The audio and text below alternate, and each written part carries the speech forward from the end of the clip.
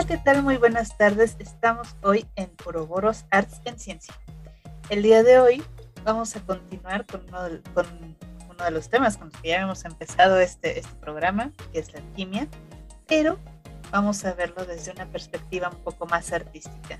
Y vamos a hablar un poquito sobre la alquimia de pigmentos y en particular el día de hoy sobre uno de los pigmentos más enigmáticos que ha inspirado un montón de cosas. Y un montón de, ¿cómo decirlo?, de películas, de series, y bueno, más cositas de las cuales les platicaremos el día de hoy. Vamos a hablar de el vermellón o el cinabrio, es el color rojo, muy apreciado dentro de la alquimia, y el día de hoy me acompaña David. David, ¿cómo estás? Hola, ¿cómo estás, Vale? Muy bien, y es un gusto estar aquí de nuevo. Como bien mencionabas, nuevamente hablaremos sobre alquimia, uno de los temas que a todos nos gusta, al parecer. Y, pero en este caso hablaremos más centrado acerca de estos pigmentos, eh, estas recetas alquímicas para obtenerlos y aquellas técnicas o aquellos libros sobre los que principales actores, personajes fueron los que describieron estas técnicas y métodos para obtener ciertos pigmentos. Exacto.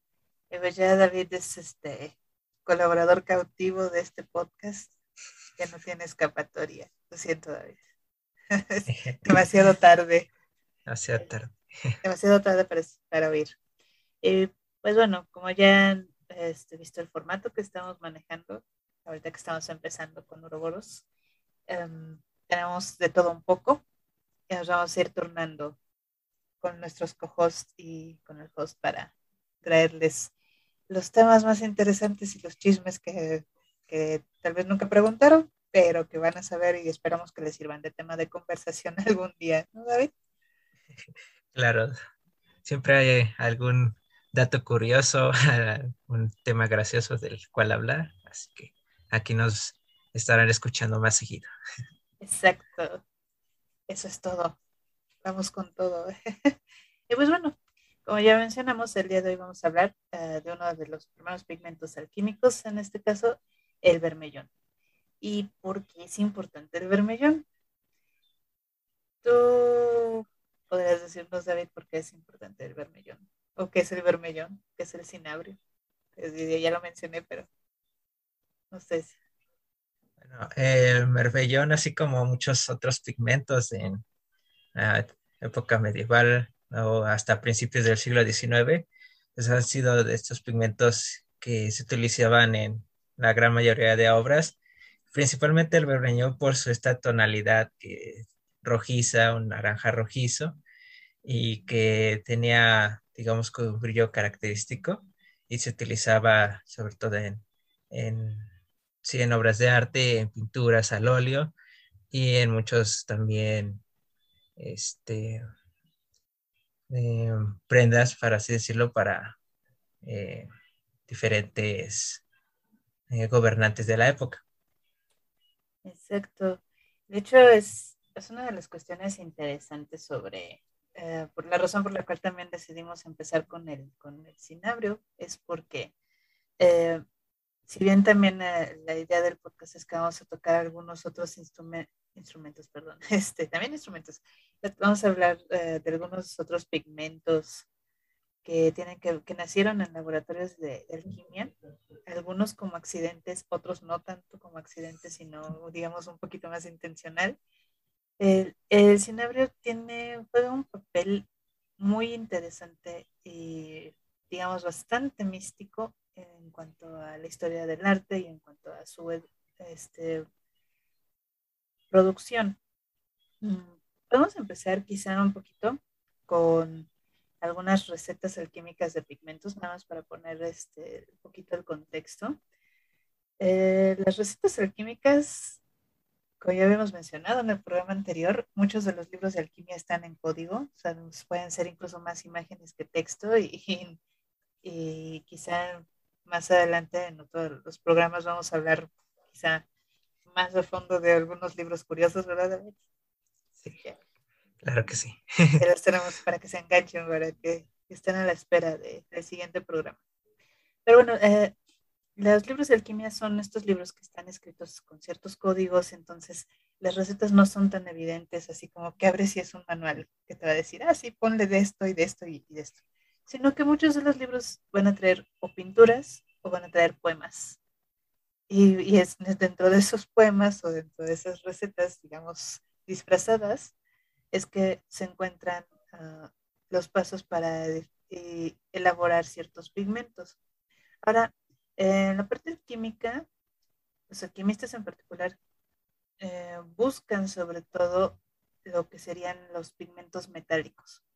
En esta búsqueda, pensando en la alquimia como este arte que se busca, en donde se busca encontrar el elixir de la eterna juventud por un lado y también transformar metales en oro, los pigmentos de origen metálico surgen a través de procesos de oxidación de diferentes metales. Entonces, eh, tenemos diferentes colores, por ejemplo, el blanco de plomo, que surge de la oxidación del plomo, es este color bastante cubriente, que es sumamente importante a lo largo de la historia. Tenemos el verde gris, que es con una oxidación del cobre y nos da este color verde. El oro pimiente, que es este resultado del arsénico. Amarillo de plomo estaño también, por ejemplo. Eh, Todo esto tiene una relación, ¿no? Más adelante quizás les hablamos de otro pigmento que es el mítico color azul, pero el día de hoy vamos a hablar de vermellón, que es Y precisamente. también lo curioso que mencionas es que en ese tiempo también no había como mucho conocimiento de qué utilizaban, de los materiales y como podemos, como Mali ya dijo, muchos de estos pigmentos eran tóxicos. En su Exacto. época nadie sabía que eran tóxicos, entonces los utilizaban indiscriminadamente, como el blanco de plomo, que era, digamos, de un pigmento en esa época mayor utilizado por la tonalidad blanca que no podían obtener mediante otro tipo de pigmento y que también lo utilizaban no solo en las pinturas al óleo, sino que también en distintos maquillajes para las mujeres. Y pues aquí igual pues, vamos a recordar que pues blanco de plomo, dañino para la Pero, vida. pero ahora que lo mencionas con el blanco de plomo, de hecho, cuando les ponían el maquillaje de blanco de plomo, les decían de entrada, no abusen, solo úsenlo durante cierto tiempo porque si no se les va a poner amarilla la piel. O sea, sabían de entrada que era venenoso y que mientras más usaras, peor iba a ser la condición. Pero lo seguían usando. Pero siguen usando. La Y vanidad. lo mismo pasaba un poco con el vermellón, que creaban estos labiales en su época. Y por su mítico color rojo, pues las mujeres lo utilizaban, pero igual vemos que el vermellón está hecho, también es un material tóxico, entonces. Sí, es una de las cuestiones interesantes de los laboratorios de alquimia. Desde la antigüedad, o sea, se tienen recetas am, que datan desde siglos antes de nuestra era, eh, pero no se tenía esa noción de que fueran venenosos, sino más bien se apreciaba el color final y como ese es el vermellón, pensando, volviendo un poquito a la idea de que en los laboratorios de alquimia se prefiere que sean pigmentos de origen metálico, el vermellón, el principal componente es mercurio. Entonces, es sulfuro de mercurio. ¡Yay! Hoy en día sabemos que el mercurio es sumamente tóxico, que incluso ha llegado, no sé si estás de acuerdo que antaño, todavía hasta hace unos años, se utilizaban los termómetros de mercurio, Ah, al claro. grado que no sé si escuchaste, pero ahorita ya hay una campaña, si tienes ¿cómo se llama? Tu termómetro de mercurio, tráelo a este lugar donde nos desharemos de él de manera este, segura, etcétera. No sé si lo escuchaste, yo lo vi y dije, y pensar que cuando yo iba en la primaria rompíamos ¿cómo se llama? Los Los termómetros termómetros los para agarramos jugar. con la mano. Exacto.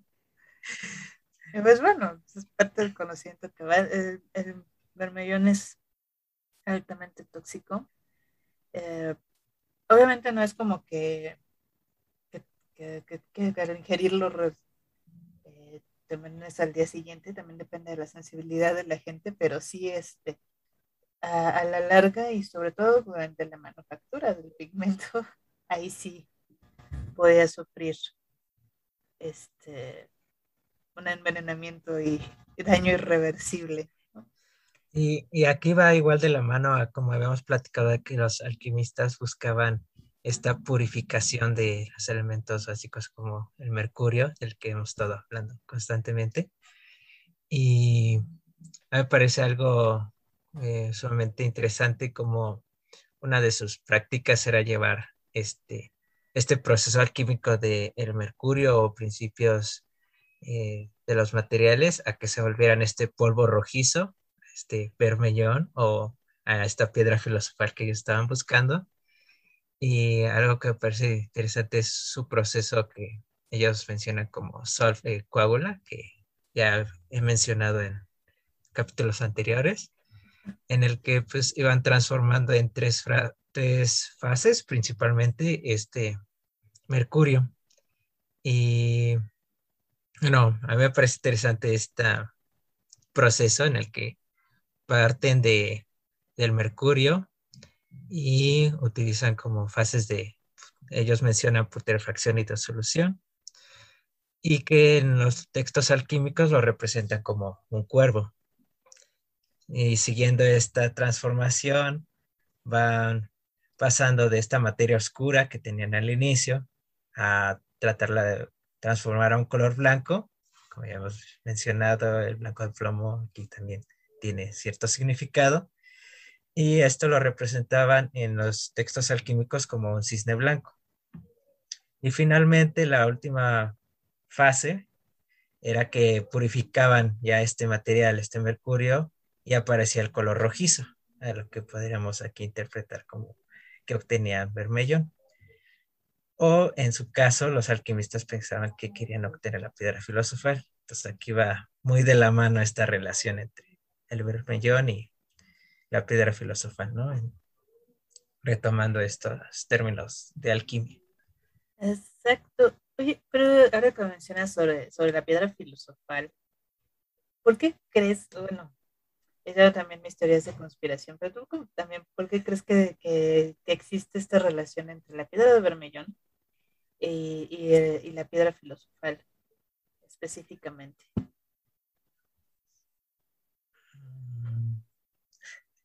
Es una pregunta muy interesante porque eh, digamos que en estos tiempos el vermellón era considerado como uno de estos pigmentos valiosos en el que solo lo pueden utilizar como ya sea artesanos reconocidos o para ciertos trabajos importantes. Ujú. Y que bueno, el proceso para obtener igual el vermellón tiene que ser sumamente como delicado, por así decirlo. Bueno, llevar ciertos pasos para obtener. Y eso es, bueno, también es, tal vez está relacionado con esta parte de la oxidación metálica, porque o lo que les llamaba mucho la atención sería que el mercurio es este metal líquido, plateado completamente, y supongo que al mezclarlo con azufre, hacer todo el proceso alquímico, con esta transformación bonita como acabas de mencionar. Me gusta la parte de imaginar el cuerpo. Es- y que de un líquido blanco y el azufre que podemos decir que es como amarillo, María, eh, ajá. te salga una piedra roja completamente, o bueno, sí se queda con una forma de piedra, ¿no? Yo creo que esa es parte de lo que decían también los artesanos, los alquimistas, como, Los alquimistas. ah, esta piedra nació de estos elementos. Y bueno, no podemos olvidar que hay un montón de propiedades medicinales que le adjudican al mercurio que pues, no podían estar más equivocadas en cuanto a decir que era bueno para la salud, pero pues, eso les llamaba muchísimo la atención, ¿no? Yo tengo una anécdota que me gusta contar. por ejemplo, el emperador de Qian decía, oh, es que el mercurio es un metal mágico, debo de ingerir todos los días una pequeña cantidad para vivir eternamente. Bueno, lo que único que eso provoca es que, de hecho, enloquezca y muera más joven, pero pues esas son estas cuestiones, ¿no? Que a prueba y error. Todo lo que ha pasado evolutivamente para que el día de hoy tengamos la seguridad de si el mercurio no es bueno, y sobre todo yo creo que en los últimos años más, que no rompa su termómetro y no agarre el mercurio con la mano. Claro, y así como Valeria le menciona que pues muchos no consideran el mercurio como peligroso, igual es el mismo caso que muchos artistas o actores de la época terminaran enloqueciendo o envenenados por esta falta de protección, debido a que pues en esos tiempos se cree que pues pintaban con todos estos pigmentos, ponían los pinceles en la boca, entonces no había ningún tipo de protección, entonces Así como esos de, artistas terminaban enloqueciendo. señor, tal vez usted está muriendo por envenenamiento de arsénico. ¿Quién les va a decir? Es pintura y ya, ¿no? Pero, pues sí, pues fueron muchos años bueno, muchos siglos de evolución para que dijeran, para que prohibieran ciertos pigmentos, ¿no? Blanco de plomo en la actualidad está prohibido, al menos aquí en México. Por cierto, si hay alguien que nos escuche fuera de México, estamos grabando desde este lugar. Pero al menos en México está prohibido el blanco de plomo, hasta donde yo tengo conocimientos, y así se puede usar en cuestiones de restauración, pero está muy controlado, a pesar de que es muy fácil de hacer, pero no lo haga, por favor, es tóxico. Y vamos a regresar un poquito a algunos de los libros que, que mencionan precisamente las recetas alquímicas.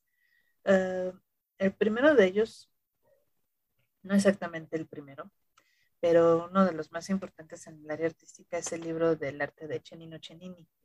Este es el primer manual artístico de pintura estamos hablando del siglo XV en realidad, pero hasta ese momento nadie más se le había ocurrido, ¿por qué no hacemos un manual de instrucciones para cómo pintar?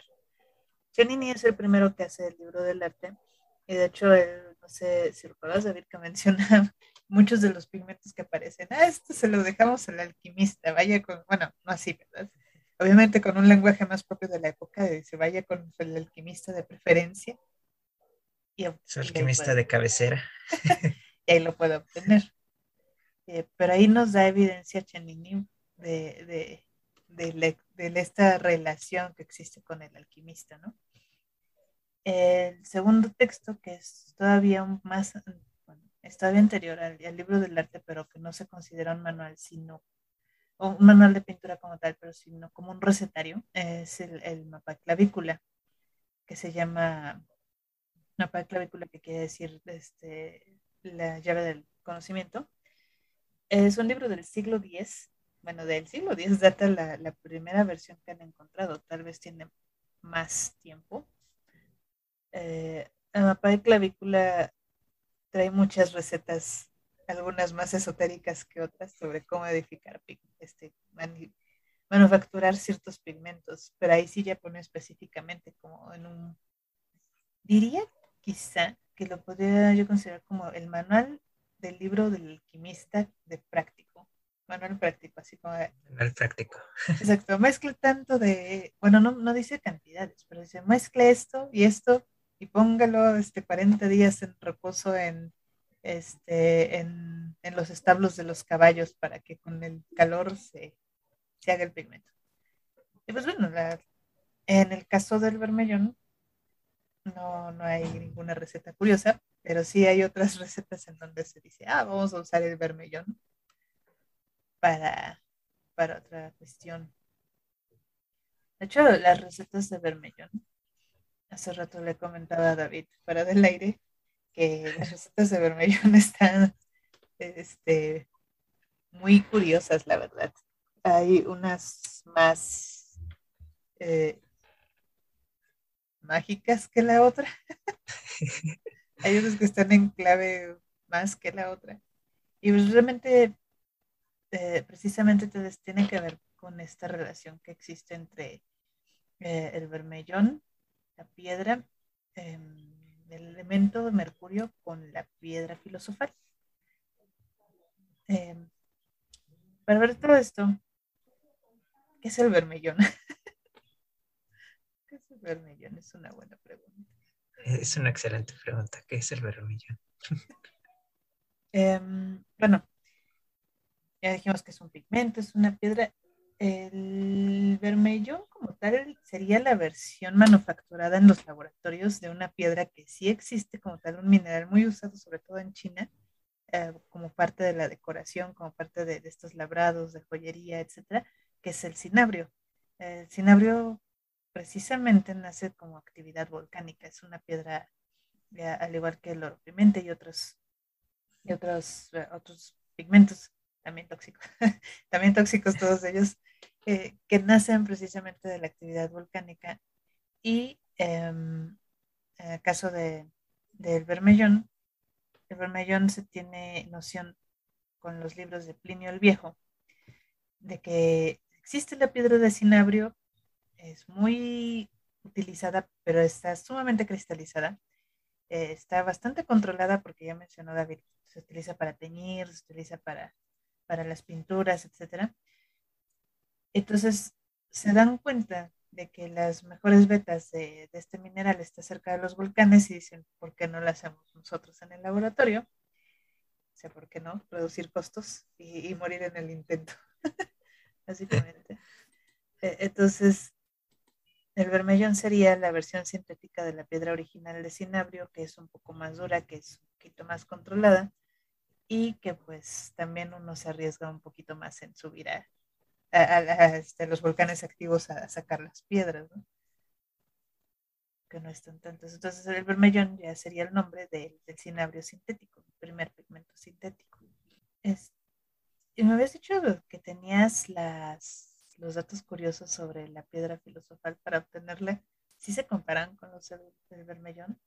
Sí, estos datos curiosos, así es como esta transformación que se habrá explicado de utilizar el mercurio y llevarlo a través de procesos de oxidación hacia lo que es el vermellón, bueno, o a esta piedra filosofal.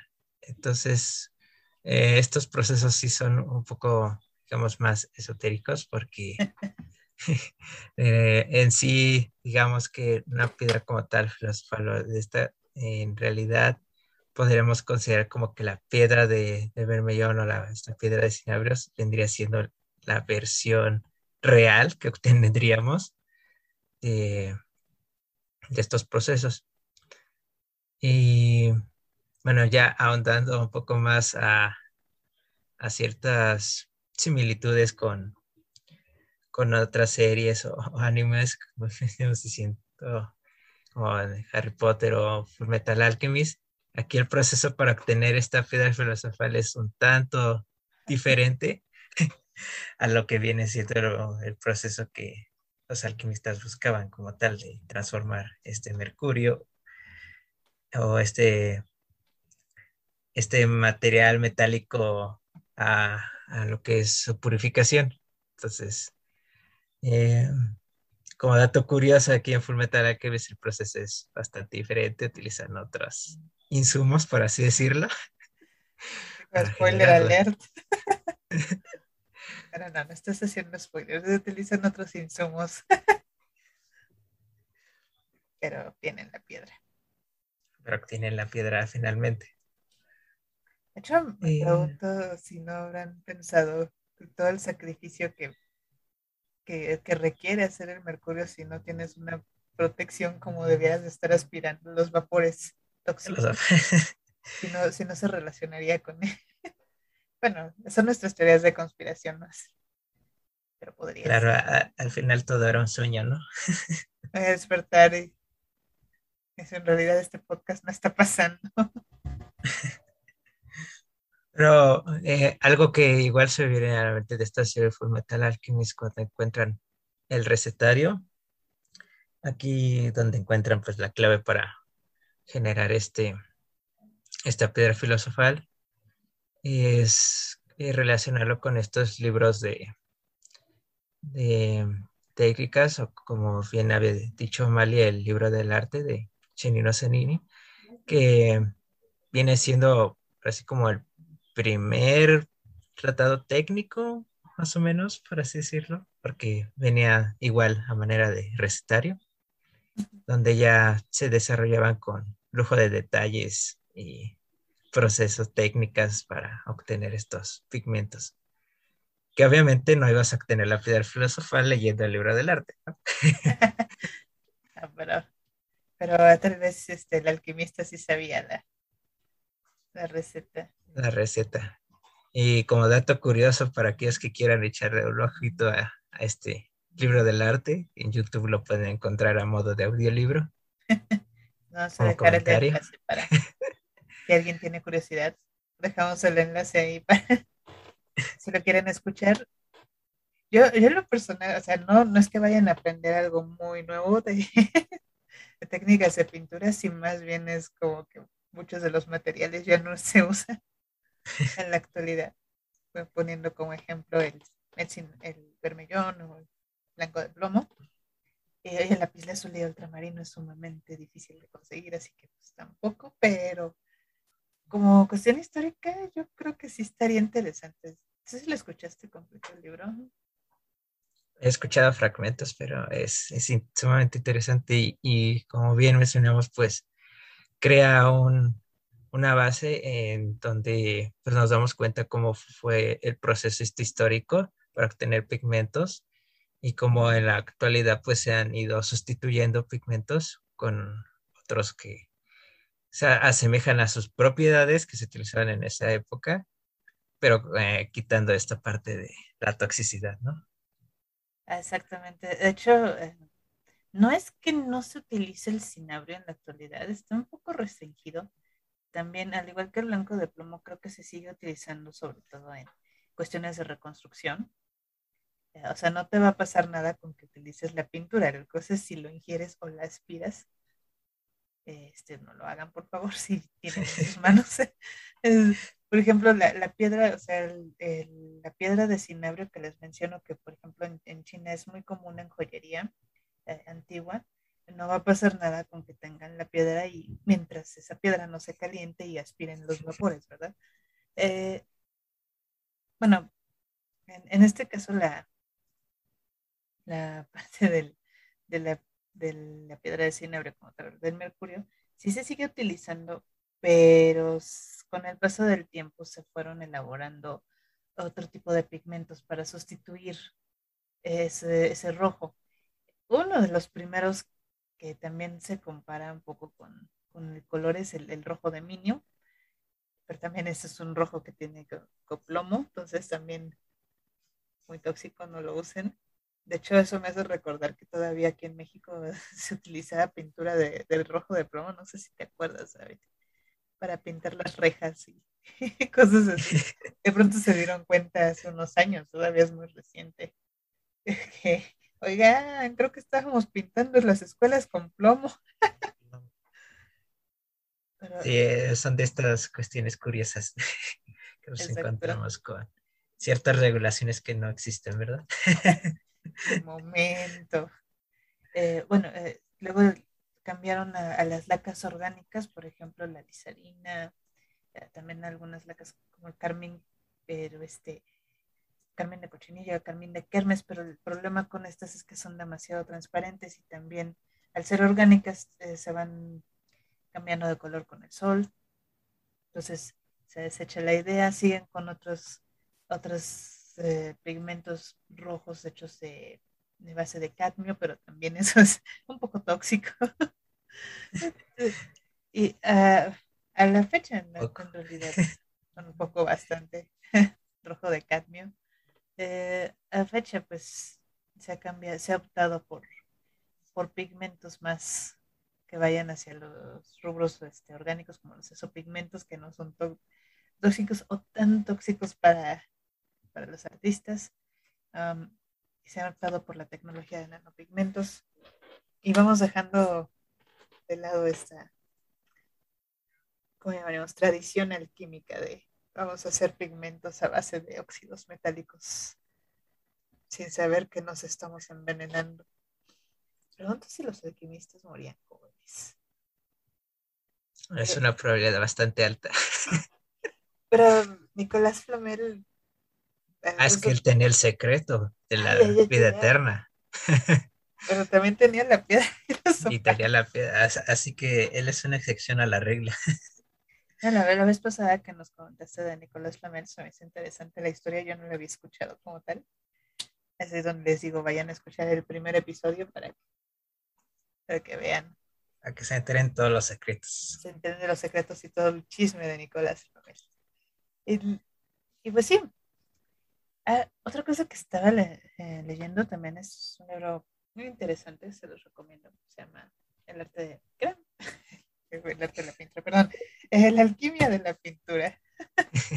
Es un libro escrito por Spike Buchlow. Este personaje es ahorita uno de los personajes más importantes precisamente trabajando en el área de pigmentos históricos. Él es un físico que reside en Reino Unido. Bueno, él escribe este libro que se llama La alquimia de la pintura y de hecho uno de sus capítulos está dedicado al vermellón. Eh, ahí viene toda la parte esotérica de que precisamente, como ya nos había comentado David, de hecho en el programa pasado, la parte alquímica que se divide en el mercurio, la sal, ¿qué otra cosa era? El azufre. Bueno, son los El elementos, azufre.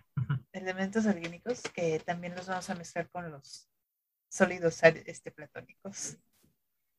Ustedes no lo saben, pero cuando terminen de escuchar este podcast y la grabación, van a tener un mensaje subliminal. Van a ir a buscar. Sí, es cierto.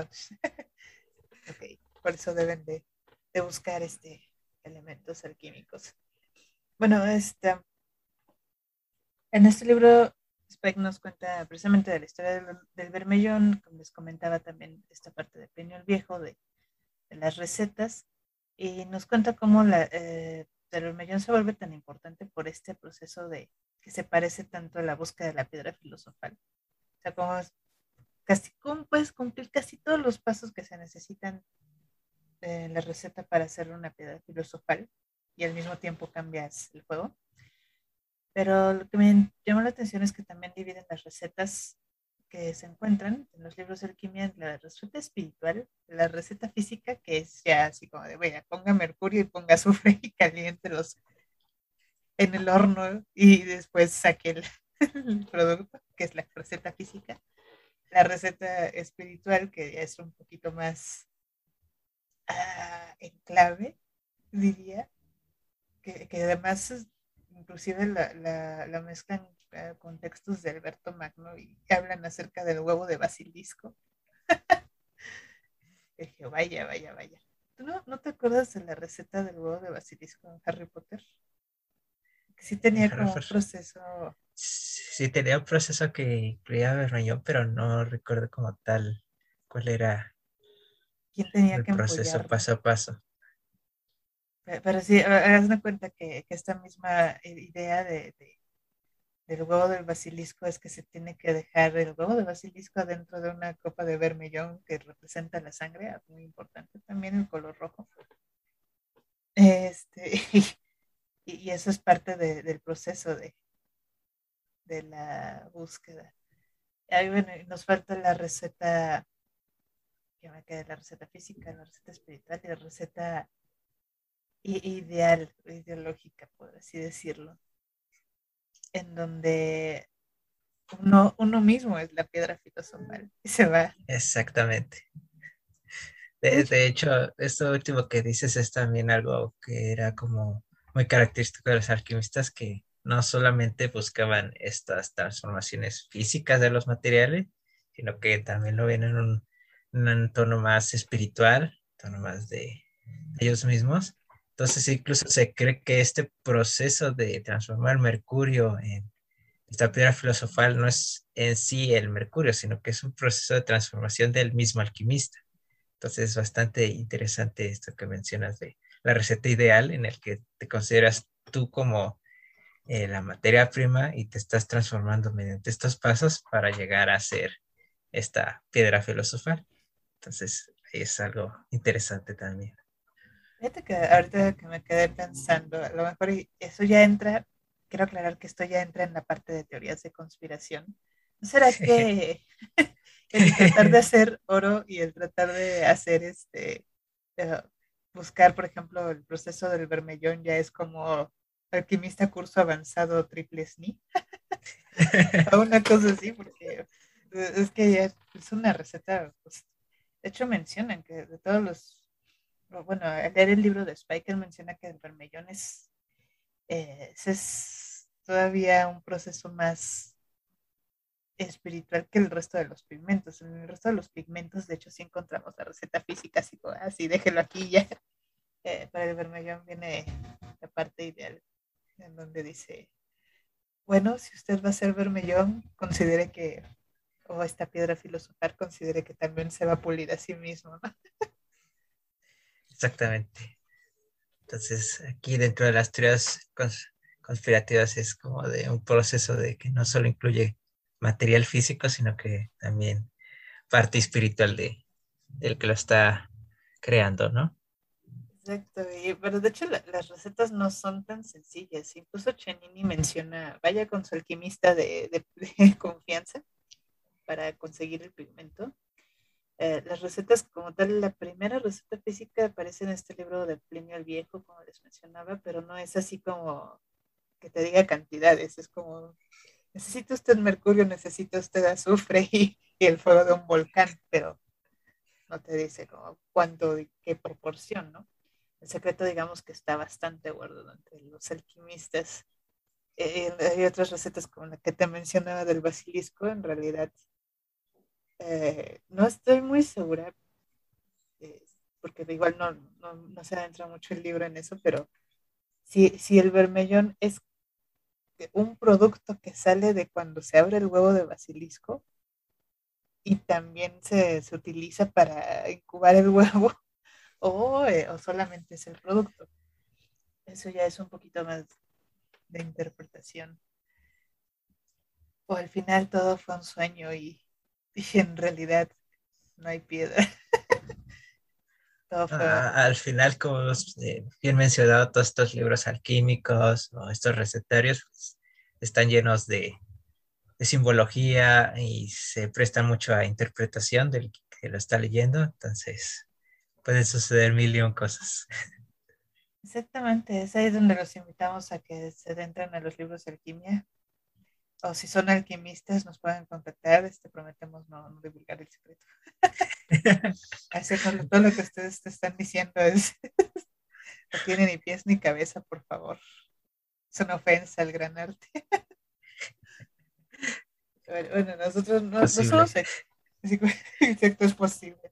O sea, ni David ni yo somos expertos en este género, sin embargo, somos, ¿cómo nos consideraríamos? Aficionados, Entusiastas al tema. entusiastas del tema.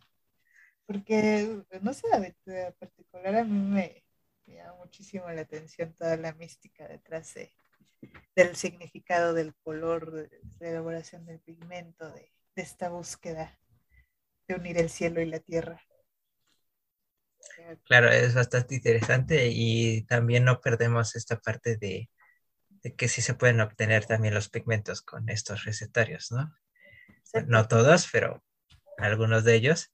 Entonces sí, sí es interesante como hacer esta conexión entre la simbología, entre lo espiritual y, digamos, algo más físico, algo que podamos ahora sí que tocar y poder realizar. Precisamente. Entonces, ah, recomendaríamos leer un libro de alquimia para que pueda hacer su vermellón en casa. No, no lo haga, por favor. Es sumamente tóxico. De hecho, nunca hagan eso a menos que tengan ventilación y supervisión y los materiales y toda la protección adecuada, porque Todo el equipo eh, adecuado. todo el equipo adecuado. Este, persigue el proceso de la búsqueda de la piedra filosofal, de esta piedra rojo intensa y que mencionan en Full Metal Alchemist. empieza por ahí, históricamente. En Full Metal tal vez lo mezcla con la parte espiritual.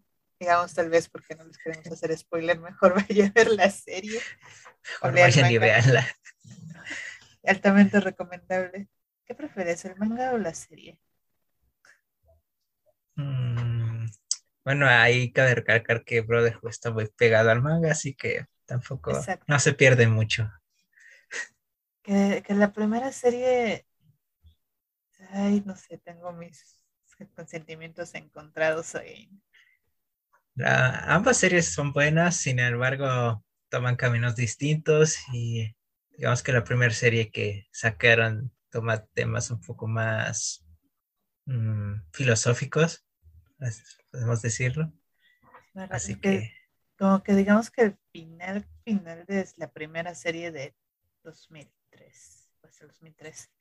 Bueno, la primera Full Metal Alchemist sería la película del Conquistador de Shambhala, ¿no? claro, ajá. Ahí sí, ahí como pasó otra vez voy a blasfemar, pero pasó un poco como con Evangelion, que quedas en el final de la serie así como, ¿qué pasó? Entonces deciden hacer la película para terminar de aterrizar todo el... Aterrizar todas las ideas. Ahora, por favor, los fans de Evangelion no se nos echen encima, eso ya lo trataremos en otro programa, por favor.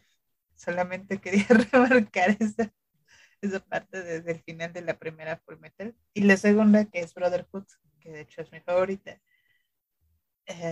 por la secuencia lógica de todos los sucesos, no sé si es el caso, Claro, pero la segunda parte está más estructurada y explican más todos los eventos que ocurren dentro de la sí, serie. y se ve toda la parte histórica, ¿no? Toda esta cuestión de las recetas.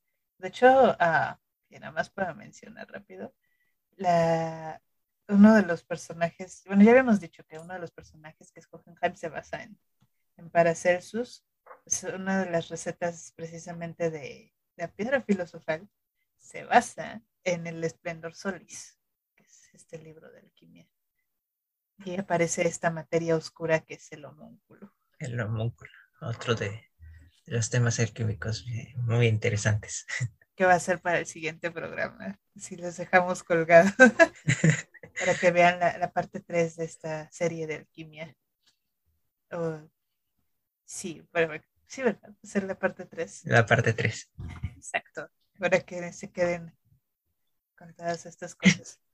Y pues sí, les decíamos, bueno, empezamos con el bermellón, que es uno de los pigmentos alquímicos más famosos, no es que sea el único, hay muchos más, pero sí el bermellón en su relación con la piedra filosofal y con este desarrollo espiritual nos da más chance de hacer teorías de conspiración aquí en el programa. Pues ustedes no lo saben, pero estamos tratando de que se unan a nuestro grupo secreto de alquimistas. Alquimistas. Guiño, guiño. Y pues no sé. O sea, David, ¿tú quisieras cerrar con alguna otra cosa que se nos esté Sí, claro. escapando?